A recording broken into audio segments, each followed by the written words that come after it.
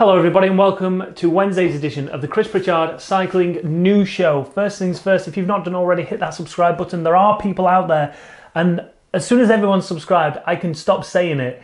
So for those of you who are subscribed, thank you. For those of you who aren't, do it now and then we'll never have to mention it again. Hit that notification bell also if you want to be aware when we go live with our videos and you want to be the first person to comment first on the video. I don't know why people do that, but it's a thing on YouTube.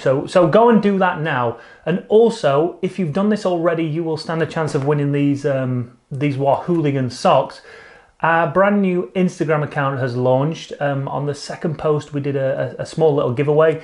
If you've left a comment on there, then you are going to find out in the next couple of minutes whether you have won these amazing socks. Now, because we're giving away kind of stuff that I've got, you have to be aware that these are medium to large socks. So if you're well endowed and you've got big feet, lucky you, you won't be able to squeeze into these, but however, you can give them to a friend of yours who has got small feet or smaller feet. So in fact, shall we do that now? Shall we do some random comment generating? So what we wanted to do was get as many comments on that post as we could. As long as you tagged in Wahoo and you said something positive, then you stood a chance of winning. I've put those into random comment generator winner picker thing on Tinters. I'm gonna pick a winner. So as you can see here, we're on one of the most beautifully decorated websites I've ever seen. Here I've entered the Instagram URL, so that's where we'll get the comments from. Press that, and then it comes up with 71 unique users. So we've got 71 people in with a chance of winning these socks. All I've got to do now is pick random winner. So if I simply press start, then off we go. Is everyone ready? Good. Here we go. The names are going through, and the winner is, potentially, Dunks _Firth. Let's see what he said. He's tagged Wahoo Official in, that's great. Great to see you guys on Instagram. Right on. Keep up the great vids. In my eyes, that's positive enough. Dunk Firth, you have won these. I hope he's a size like 7 to 10 because you'll look bloody good in them, Duncan. Anyway, let's get into the news. And the first story I want to talk about today is a tweet and a blog post from Yanni Brakovic, professional rider, got caught doping, but he didn't really get caught doping. I think that's one of those anomalies where somebody takes something with a substance in that they were unaware was in there and unfortunately suffered the consequences. But this blog post it needs to be out there in the world. It needs to be seen and read by everybody in the cycling world, to people that are suffering from a similar problem, to understand that there's people out there going through something similar and it's okay to actually talk about it. But over in his blog post titled Skeletons in the Closet, Gianni goes into explaining his whole situation, the eating disorder that he ultimately admitted to having, one that he tried to hide, one that he tried to control but ultimately ended up controlling him. He mentions that every team that he's been on, from Conti level all the way to World Tour, that people have suffered with eating disorders. I don't want to go into too much detail with it because I'd sooner people take the time to go and read this. And Gianni makes a very interesting point, and one that again needs to be exposed really, is the fact that a rider can ride with a broken leg, a broken arm, broken collarbone, and they're seen as these amazing athletes, these people who will put themselves through so much pain just to get through a stage. However, when we talk about someone suffering with mental health, and you've got to think that a bone heals and eventually gets better, and if you get the right physio on it, it will be as strong, if not stronger, and you will have no long-term effects with it. But there are riders out there riding with these mental health issues who, if they admit it, are seen as weak. Probably get, there will be teams where these riders, if they admit to their problems, will be seen as a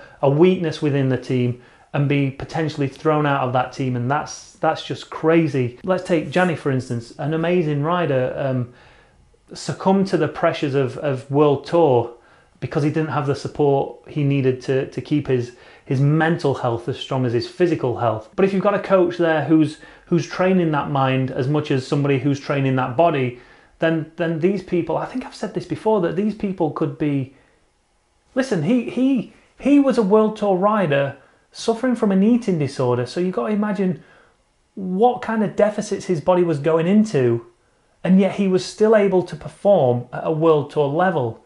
So if we take their mental health seriously, which we should have someone on hand to be able to train that mind to get better. And I'm not talking about training it to ignore the issues, but to actually get to the root cause of those issues, sort those issues out. So this rider is free to eat what they need to eat, to fuel their body in such a way that they become an even greater athlete. Because I think it's amazing that there's any athlete going through any eating disorder who's still able to perform at such a high elite level. So yeah, anyway, the whole point of this story right back at the start was to go and read this blog post from Jani Bakovic. It's really interesting, and hopefully, you know, if there's someone out there that you know suffers from these kind of issues, then feel free to forward it on to them. Let them know that they're not going through whatever it is they're going through on their own, and there is help and there is light at the end of the tunnel, and potentially you could come out of it as a better, stronger, not only athlete but human being as well. So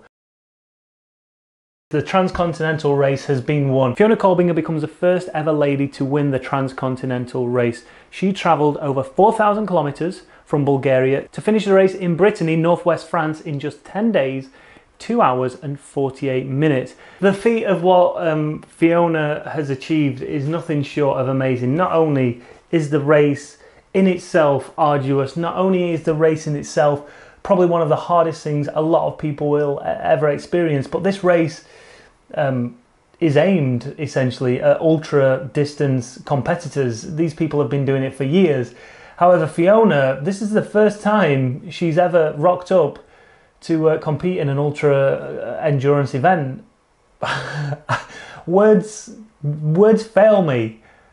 For one, that you would pick that as your first ever event to do. Two, that you would then go and complete it. And not only that, but you become the first female to ever do so. It's absolutely staggering. This woman's name needs shouting from the rooftops. This achievement is nothing short of absolutely amazing. Not only that, but she's a medical student as well. So it's not like this is someone who wastes their time just riding bikes aimlessly day after day. This lady is bringing real value to the world in her medical research, as well as bringing inspiration to the world by what she's doing on a bike. Just an absolutely amazing human being. And what's more fascinating for me is when you go onto the Transcontinental website now and you look at the little dots scattered all across Europe. You've got people coming into the finish northwest France. You've got people in the middle of France. You've got people in the Alps in Switzerland. You've got people still in Italy, Slovenia. It's just unbelievable that there's people still out there, still competing, while now she's got her feet up, enjoying the spoils of her victory. So Fiona, unbelievable, well done. I know you don't watch the channel, I know that. You've got better things to do, like researching medical stuff. But on behalf of everyone here at Cycling Hub, I just want to extend our congratulations and well done. Really well done. Okay, let's briefly talk about transfer news and what's been happening in the last couple of days. Well, two big signings have been officially made now. We spoke about them a few weeks ago. Elia Viviani has signed his contract for Cofidis. That was almost a given. So he leaves Deceuninck Quickstep in favour of the French team, and also Mikel Landa. So Gabs Collet has come into to the Movistar team. I doubt he's taken the place of Mikel Landa, but Mikel Landa has been booted out, and Mikel Landa will be joining the Bahrain Merida teams. Big names making some big changes in 2020. It's going to be really exciting to see how the teams line up. It's going to be exciting to see what kind of teams we're going to be seeing at the Tour de France. But as ever, if anything else happens in the transfer window, you'll be the first to know. My video recommendation for today is over on Trainer Road's YouTube channel. It's a great analysis if you're into onboard footage on bikes, if you're into analysation of races, especially criteriums, then this video is for you. It also does involve a little bit of a nasty crash towards the end. I'll analyse that, and I'll analyse the rest of the race, and hopefully you can take some pointers and some tips and tricks that you can implement in your next criterium.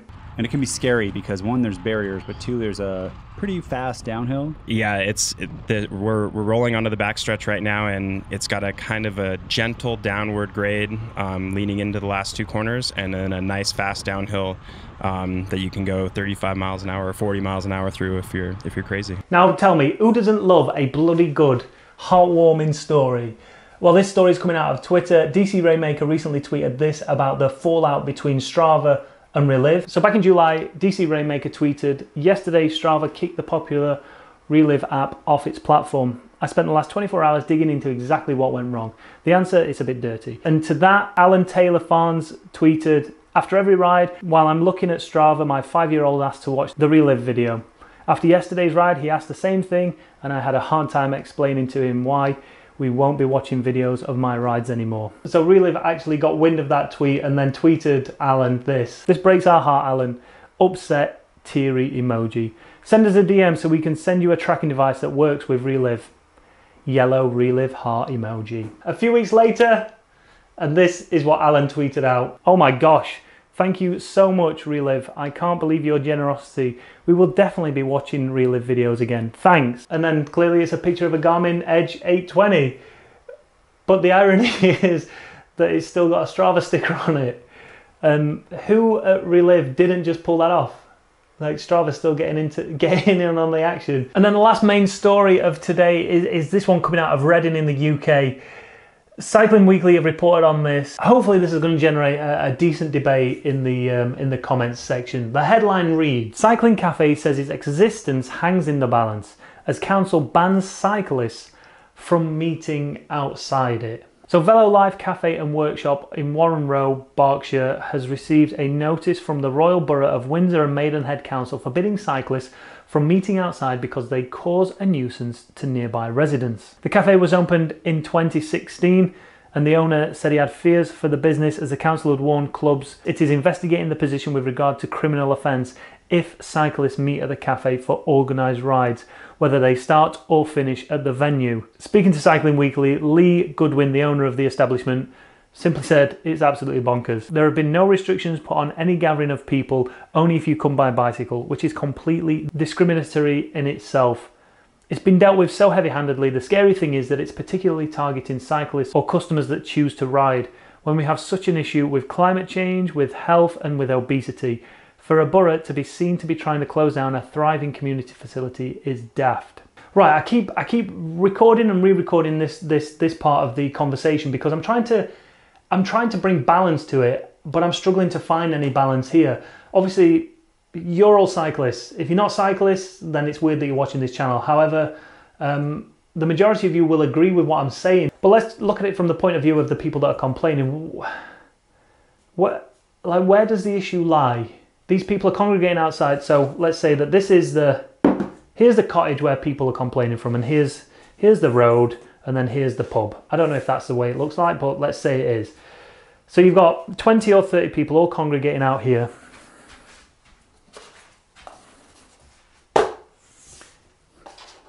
Chatting away. Apart from chatting, what other noise and disturbance are they making? Like, what is it? Where else is this noise coming from? What other disturbance could they be having on the local community? If they're sat here, then I kind of understand that. People are blocking the road. They're not allowing residents who live up and down here to get up and down here freely. But by the sounds of it, they're meeting outside here. And they're meeting for what? 15, 20, 30 minutes maximum while they all congregate there before they set off on their ride? Like, seriously, what's the issue? If they're turning up at 7 AM in the morning and you're sleeping, I fully understand that. I fully appreciate it. But it sounds like they're turning up, you know, at a reasonable hour. They're also turning up in the evenings. Again, what issue is that causing to someone here?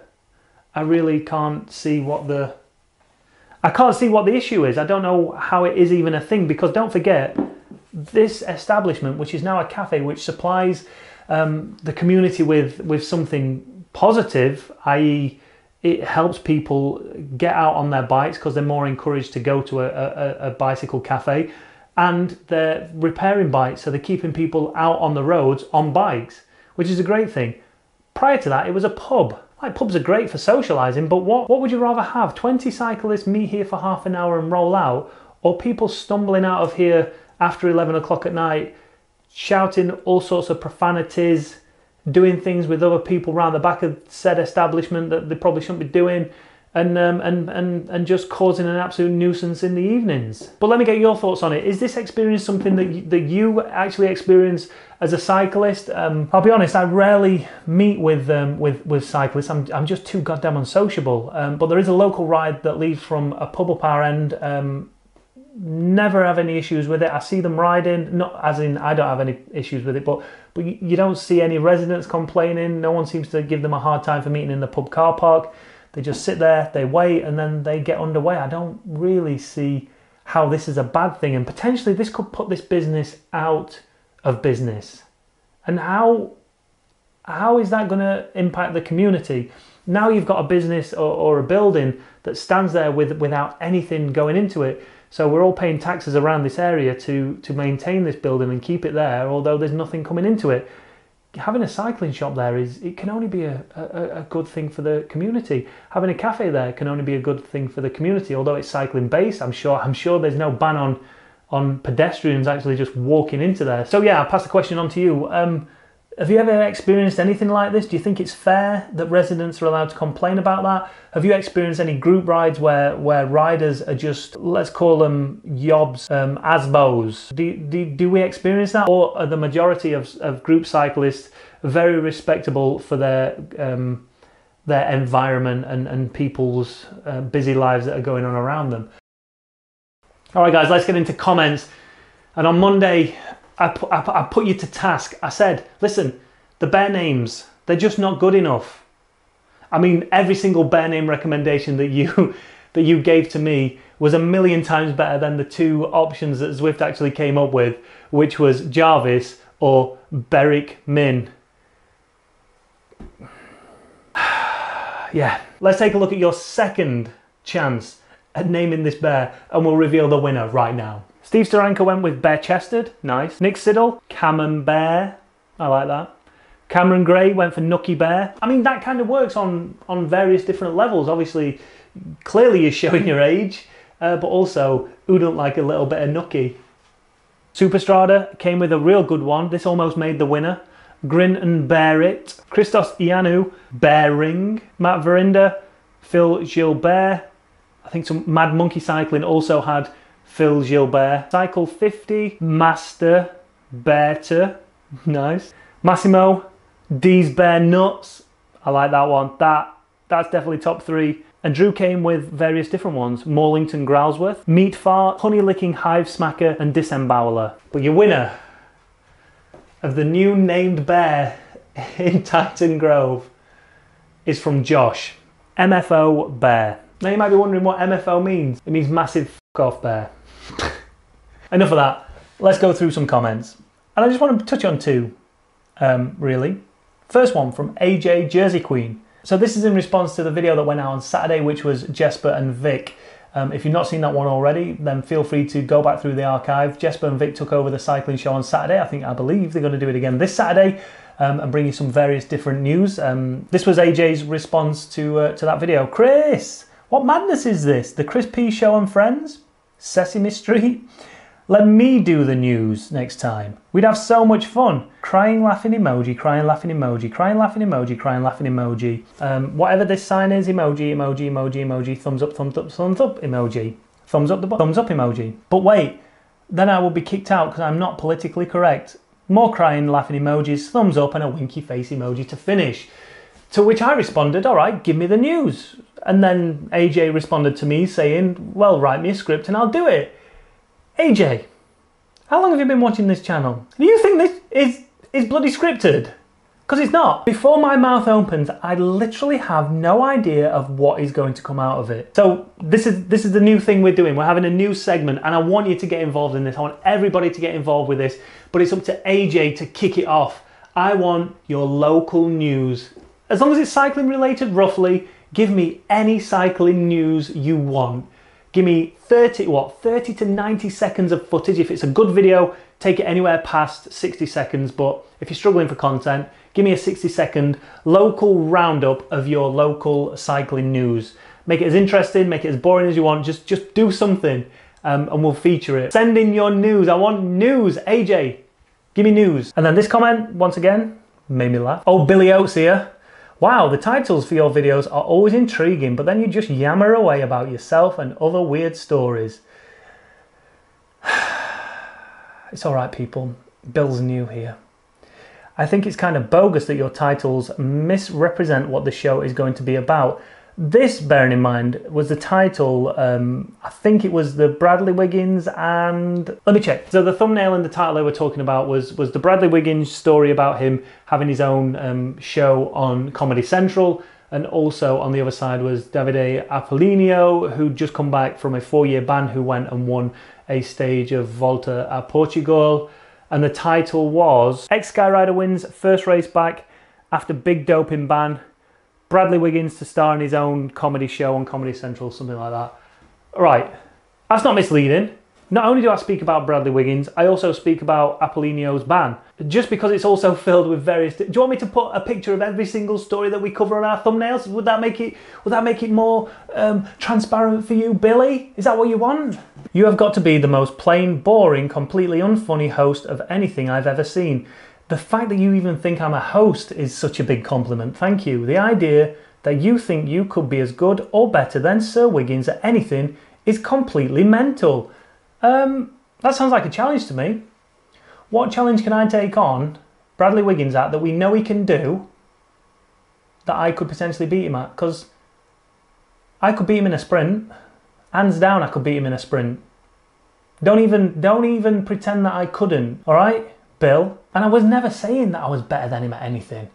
I was simply trying to get a job on Comedy Central presenting alongside him. That's all I wanted, man. Thanks for watching, everybody. Now, don't forget, if you've not done already, hit that subscribe button, hit that like button if you enjoyed it, hit that dislike button and leave me a comment as to why you didn't like the show. And on the other end of the spectrum, leave me a comment as to why you like the show. If you've got any questions, leave them down below. If you've got any comments, leave them down below. Until next time, see you later.